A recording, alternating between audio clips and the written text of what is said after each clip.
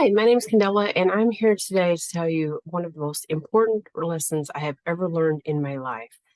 So, in my day job, I am a therapist. I do mental health and substance abuse counseling, and this is the most important lesson I've ever given to any of my clients. It's the most important lesson I've ever learned from any of the books I've read, any of the training that I've taken, any of the classes that I've had to take, basically everything. This is the most important lesson that I have ever learned in my life. But before I get to the whole lesson, I want to give you a little bit of backstory. Once upon a time, I dated this boy. Okay, and here's my cat. Once upon a time, I dated this boy who was just not good for me. He was an addict and he was an alcoholic and he was just not good for me in a lot of ways. And his mom had been a long time attender of Al-Anon. And I was like, hmm. So she was like,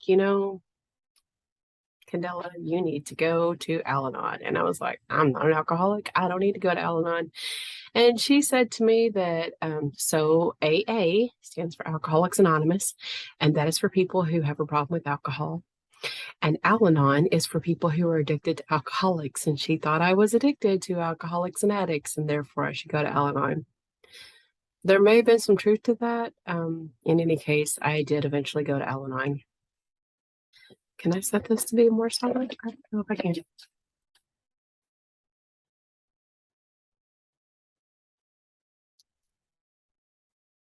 And while I was at Al-Anon, every single time I went, we recited this thing called the Serenity Prayer. So, the Serenity Prayer, God, can we read this? Grant me the serenity to accept the things I cannot change, the courage to change the things I can, and the wisdom to know the difference.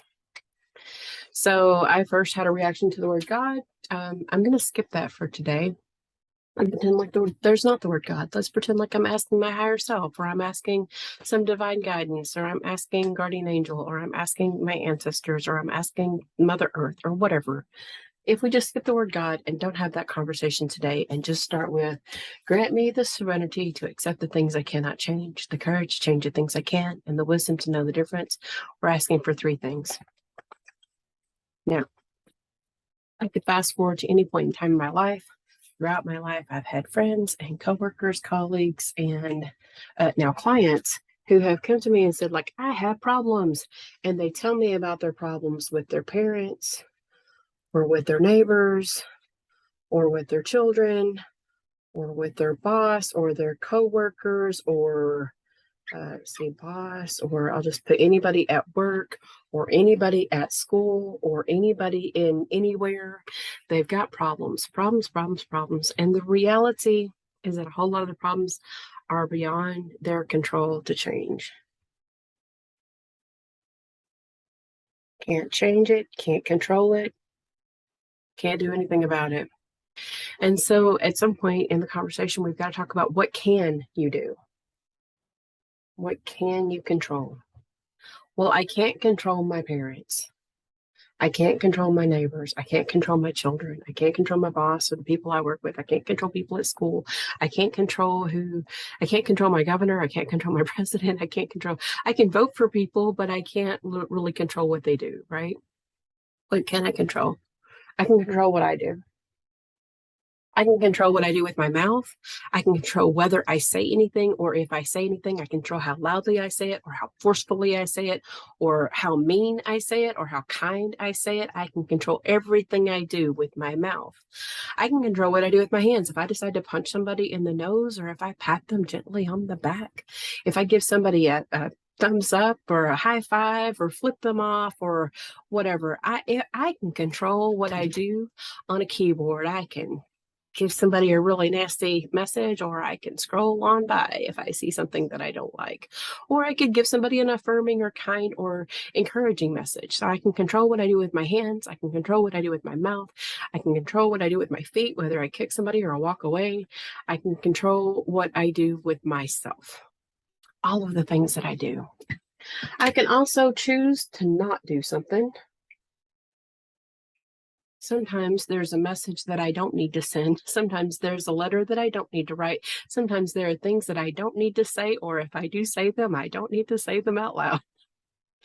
I can also control how I react to what other people do.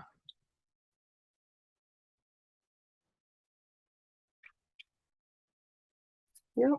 All of these people and all the rest of the people too. So a fancy way of saying things that I do is I can control my actions, and I can control a fancy way of saying the things that I might choose to not do are inactions. I can control all of my actions, whether those are with my hands or my face or my mouth or my feet or my body. I can control all of my inactions. So if I shut my mouth or I turn off my phone or I turn off, if I scroll on by and don't comment on that thing that I just saw on one of the socials, those are not inactions. I'm not doing something. Where I can control my reactions. And so I actually call this the air lesson because I can AIR. I can control my actions, inactions, and reactions. And remembering that I can control my actions, inactions, and reactions reminds me to take a breath and breathe and slow my roll a bit. Okay. So back to this whole serenity prayer. I guess it's not really lived well there. So I'm just get this up. So I think this thing is backwards. The whole air lesson to me is this thing backwards, maybe without the word God. But I want to just kind of go back to this. Remember, it says, grant me the serenity to accept the things I cannot change, the courage to change the things I can, and the wisdom to know the difference. I think the first part really should be this part, the wisdom to know the difference. And see, there are three things that we're asking for. And I think we could start with sorting the pile of all the things that are upsetting me today. If I just sort them into the pile of things that I can control and things that I can't control, just like I did on my whiteboard here, where I drew a line right down the middle and said I can or can't control. And then if I can focus my attention, my energy, and my strength, my courage, the things that I can control. Okay, well, I can't control what they're doing, but I can control what I'm doing. How might I choose to act? How might I choose to not act? How might I choose to react? Because we can react in kind, helpful, and encouraging ways, and we can react in explosive and problematic and troublesome ways. So if I could focus my attention on on changing the things that I can do, then I find that the serenity to let go of the things that I can't control comes a lot easier. So I just need to focus my attention. As my attention is busy here, then the stuff that I can't control stops bothering me so much because I can't control it anyway. And so I'm focusing my time, attention, and energy in a way that's more helpful and productive. So hopefully this has been helpful to you. I hope you have a great rest of your day. Thanks so much for watching, and I will see you next time. Bye-bye.